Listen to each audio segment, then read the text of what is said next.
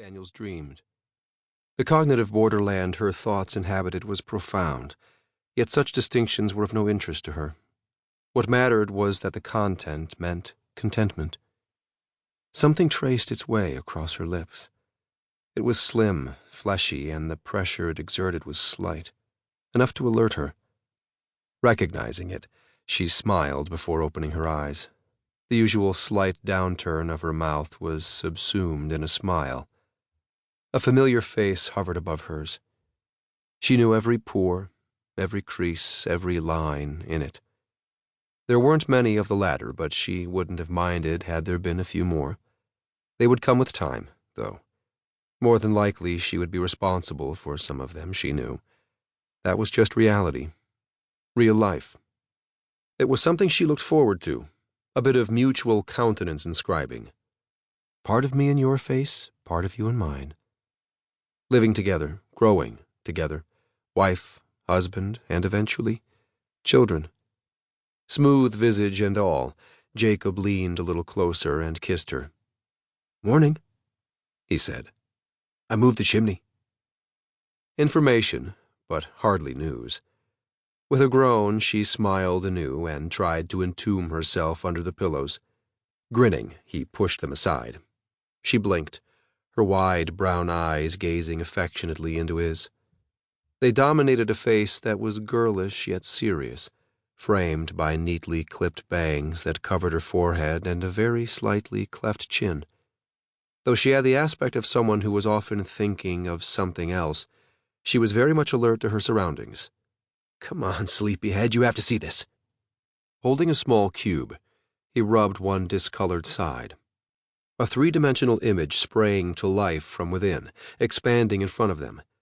It appeared perfectly solid. Holding the cube in one hand, he used his other to manipulate the image of a modest structure, sometimes rotating it to provide a different angle, at others zooming to the interior and then out again. With a single finger gesture, he imposed notations on the image, occasionally enlarging them to make them easier to read, sometimes shunting them aside. Finally settling on the perspective he wanted, he nudged a profusion of notes out of the way to permit an unobstructed view of the building. His excitement was barely restrained. Look, I moved it from the southwest corner to the northwest corner. Looks better there, right? And if we ever actually have to use it for heating, the airflow will be better from the northwest." Her expression one of resigned amusement. She shook her head a couple of times, clutching one pillow while gazing up at him. "You did not wake me up for that," she said. "Tell me you did not wake me up for that." "And I made coffee," he added by way of atonement. "And it's snowing." She sighed, momentarily buried her face in the pillow, and then rolled out of the bed. He would have brought the coffee to her as she asked, but somehow his version of the ancient brew was never quite right, easier to prepare it herself. A glance out the window showed that it was indeed snowing. Large, fat flakes accumulated on the sharp angles of tall buildings outside, softening the normally bleak cityscape.